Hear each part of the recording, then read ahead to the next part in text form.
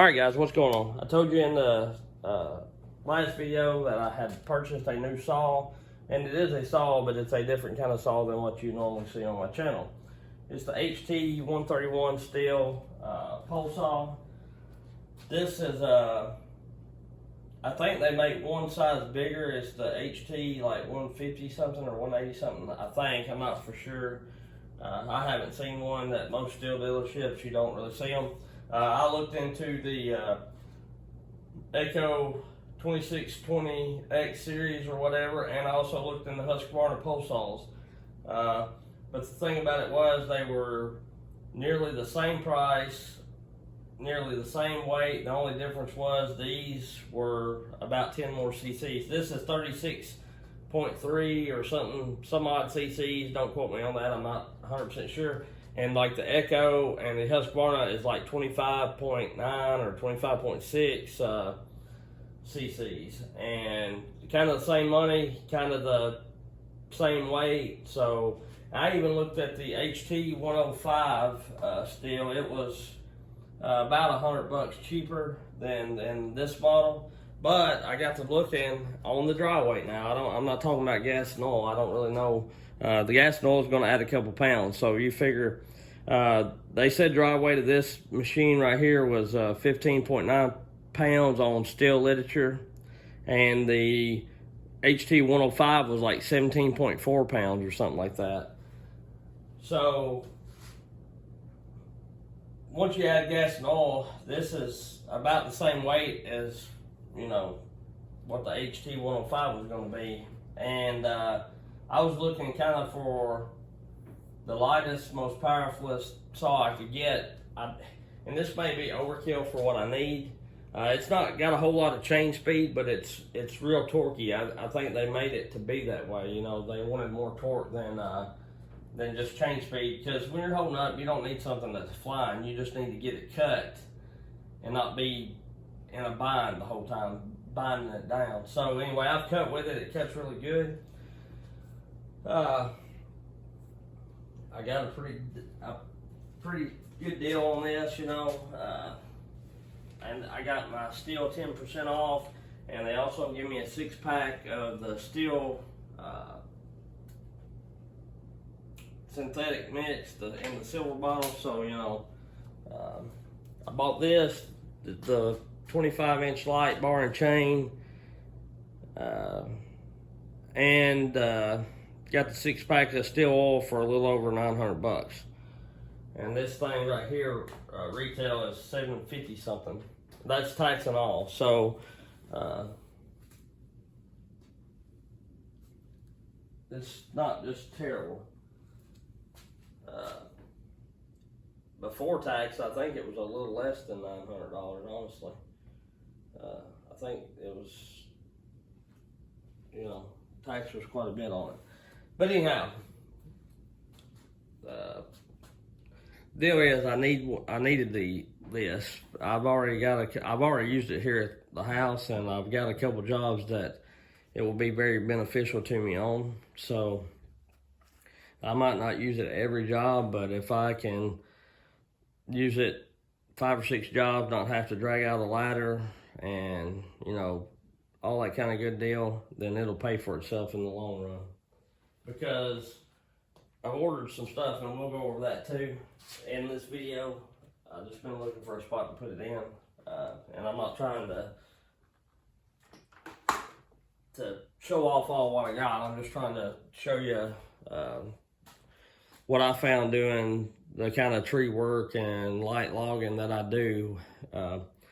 What helps me. So, you know, if you're in, I know there's a couple guys that watch this channel that kind of do the same thing that I do. They don't necessarily do it all full time, or they may have started doing it full time now, but they kind of do what I do. They cut yard trees and turn them into logs if the logs are good enough, so you're kind of making money all the way around. And I'm sure other tree guys do that too. They may not, they may chip everything up, but on the West Coast or whatever. But here, if the log's good enough, you know, I haven't cut one tree, you know, and charged $500, $600, $700 to cut the tree down, and then the butt log of it, you know, it ain't very tall, but you get one butt log out of it. And I have had some of my logs for one log bring nearly $500 just for one log. So to me, that's better than cutting it up into firewood or chipping it up. So, you know, and it's hardwoods, and it was white oak, and it stave oaked out. It was, they call it stave oak. The guy at the mill told me it's what they make whiskey barrels out of, you know. So anyhow, we're going to do a first look on this. Of course, the gas is right here. You put the bar roll in down there. And this is the cover. It is carbureted. It ain't auto-tune or whatever, you know. I do see some wires here, but I think that's mainly for the push button kill switch here. I really like the filter in this compared to like what most weed eaters or whatever have. It's like a Fram style filter. I really think that's going to be a good filter setup. And of course, here's all your adjustments. It takes the hexagon to adjust this. I haven't adjusted it. I just looked to see if you could adjust it if you wanted to. It does have plastic limiter caps on it, it looks like. When I first got this, I did have to raise the idle up on it just a little. It would start and run fine. It's just it was kind of sluggish, and if you held it full throttle and let off of it really fast, it would die out. So in the segments of the video coming later, you'll see me cutting some, and you hear me kind of feathering the throttle, like wob, wob, wob. That's me trying to, I was trying not to let it die. I was seeing if it was just because it was new or what the deal was. You know, I didn't know exactly what the deal was. And so I stopped, and that's why it's broke up. I stopped, idled it up a little bit, and it's fine. It starts up fine. It's great. I've already had this running, and it's kind of crappy because I wanted to show you how the start process on it, but my camera was full, my phone was full, so it stopped recording. But this is 8 foot from the end of the power head to where the bar starts. About where you put the bar roll in is 8 foot. Fully extended, it's 12 foot. From the end of the power head to the end of the bar actually is about 9 foot closed up, and about 13 foot fully extended. It's got a 14-inch bar on it, so you're at, you know, on average you're at about a foot, 2 or 3 inches inside, yada yada, y'all know that. So this particular machine, I didn't see it on the other models. It come with this harness and deal that clips on it. And no, it's not just the best harness setup. You know, it'd be better if it was like 2 straps, you know, and to distribute the weight, but it works pretty well. I've got this set up to where when I have it on, that I can, you know, still reach this thing and push down and elevate the saw. So this kind of acts as a pivoting point to me, and it kind of saves on this arm until you get so high, and then you're going to have to, you know, this is not going to be very handy anyhow because you're going to have to hold it up, straight up. But when I do that, if I need to get it past the shoulder while I've got this hooked up, all I do is just unclip this, leave this on my shoulder, and then when I get ready to snap it back, it just snaps back pretty quick. So I like that about it. They have this to where you can squeeze it and slide it forward and back and take it off. It's just got like little spring clamps here that snap over that. But I found, you know, I tested out, I got the jar on this a little bit, and it got to where it was feeling like it was wanting to slide off, and I'd have to pop it back on. So all I done was take 2 zip ties and tied around it just so it wouldn't come off. I tightened them up, but I didn't tighten them up so much that I couldn't move it if I absolutely didn't want, you know. if I absolutely want to move it, I still can, is what I'm getting at. But it's not going to just slide off the shaft, in other words. So it's a, you know, it's a pretty nice little deal here. I like it. It'll be handy. It beats the heck out of the hand pole saw that I had. That thing wore me. I got 2 little bitty limbs and that thing wore me out.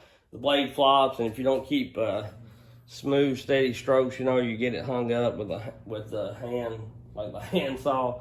So it's ridiculous. Fairly easy to start. It ain't nothing but a thing.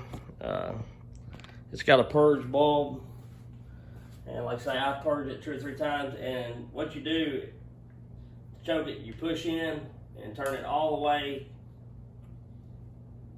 crossways, and it'll hit. And then once it hits, you flip it down to fast idle, and then it's just like anything else. You hit the trigger and it comes off fast idle. Like I say, I've done had it started, so it should fire right up. I will tell you, when you go to start it, which I like how they have this deal here, they've got a hook on the bottom of this. You know, to grab, if something don't necessarily come out, like I cut one that flopped, it was little, I just grabbed it with that and it come on out. So, and I like it too because it keeps the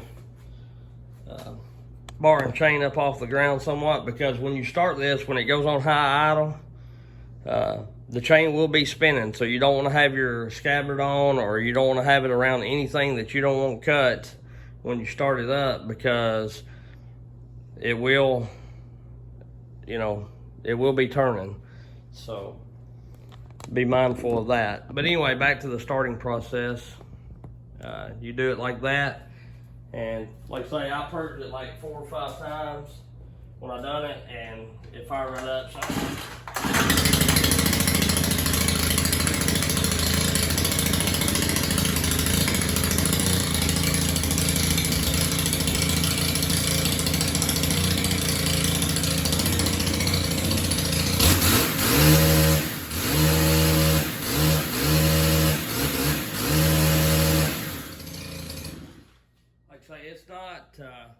It's just not got just tons of chain speed or, you know, RPMs, but it's torquey. Like I never had it yesterday when I was cutting.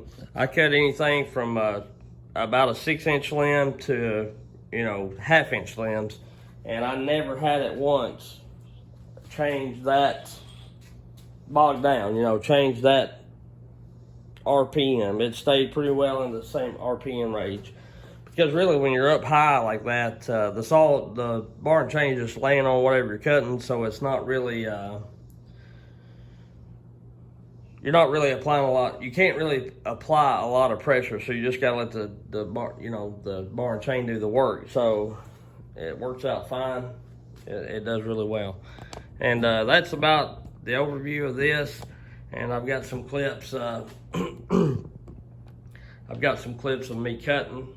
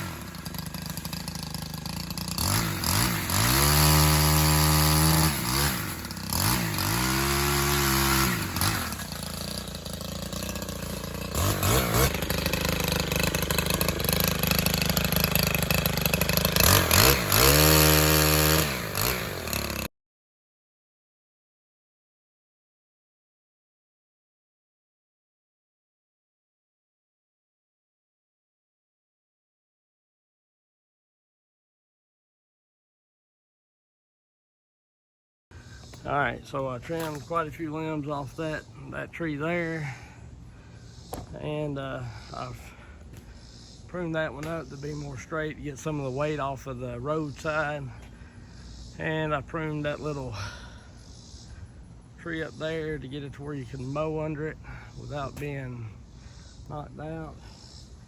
And like I said, I done these hickories and the poplar. I mean, it done good, and the hickory limbs done just as good as them as it did that soft tulip magnolia or whatever it is. So and I cut some pretty good sized limbs off that dude too. I mean, some of them was like right here.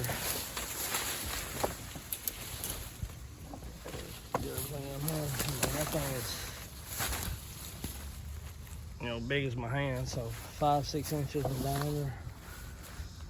And the saw ain't too terribly bad on wanting to get pinched or nothing like that, so it's really, really good. So anyway, cool deal.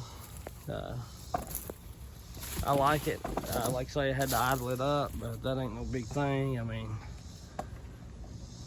sometimes things just from the factory ain't just perfect.